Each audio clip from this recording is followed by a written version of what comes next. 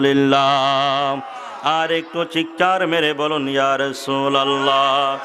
এই আমার নাইকুর নোয়াপাড়ার যুবক বন্ধুরারি, ওই আমার মুরব্বী বাবাজিরা গো, অন্তরের কান লাগায়া শ্রবণ করেন।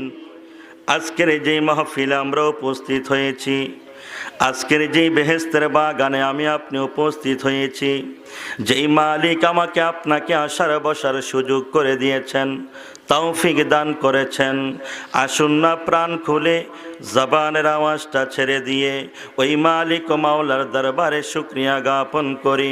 উচ্চ আওয়াজ করে বলুন আলহামদুলিল্লাহ। আর একটু আওয়াজ করে কোন আলহামদুলিল্লাহ। চিল্লান ছাড়া কোনো গতি নাই। যুদ্ধই থাই চিল্লাইয়া করতে হইব, বুঝিনি? আপনারা অবশ্যই অনেক আগ থেকে আমাকে চিনেন। আমি আলোচনা করতে জানি না, এত বড় মঞ্চের যোগ্য আমি না, এটা আপনারা সবাই জানেন। তারপরও ভালোবাসা আছে, এই জন্য ডাকেন, আসি, বসি, দু চারটা কথা বলি, হয়তো আল্লাহ আমাকে দিয়া বলায়, ঠিক কিনা কোন? কিন্তু আসলে এত বড় আয়োজনের, এত বড় মঞ্চের এই চেয়ারে বসে কথা বলার যোগ্যতা কিন্তু আমার নাই। এলেম নাই, কালাম নাই, হেলেম নাই, কিছুই নেই।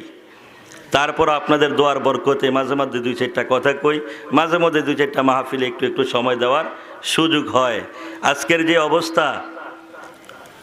যে অবস্থা, যতক্ষণ এই কথা বলে একটু চিল্লিয়ে বিলিয়ে কইতে হইব, তো আপনারাও আমার একটু সহযোগিতা করেন, একটু আওয়াজ টাওয়াজ করেন, নাইলে অবস্থা খারাপ হয়ে যাব। অবস্থা ভালো হইব। আল্লাহ তাআলা যেন আমাদের প্রত্যেকের উপরে বরকত দান করে, আমরা কই আমিন। রহমত দান করে, আমরা কই আমিন। কারণ এমন একটা রজনী আমাদের সামনে আছে, আগামীকালকের দিবাগত রজনী। আল্লাহর হাবিব কয় এই রজনীতে আল্লাহ নাকি বান্দার রিজিক বরাদ্দ করে, ভাগ্য বরাদ্দ করে। সুবহানাল্লাহ কোন? ওইদিকে একটু পরে কথা বলবো। যেহেতু মাহফিলে এসেছি, কম হোক বেশ হোক, একটু কথা আমাকে বলতে হবে। আপনারা এগুলা শুনে বাড়িতে নিতে হবে। মাইকটা টোন দেয় ভাই, কমান। যেহেতু মাহফিলে চলে এসেছি, আল্লাহ তাআলা যেন শেষ পর্যন্ত থাকার বসার তৌফিক দান করে, বলুন আমিন। এই যে আমরা মুষ্টিময় কয়েকজন একত্রিত হয়েছি, আমাদের ডাইনে বাড়ি আছে, বামে বাড়ি আছে, পিছনে বাড়ি আছে, সামনে বাড়ি আছে, আছে না নাই? আছে। এই বাড়িগুলার পূর্বপুরুষ যারা, তারা কিন্তু আজকে অনেক মানুষ দুনিয়ায় নাই। এত সুন্দর ঘর বাড়ি নির্মাণ করে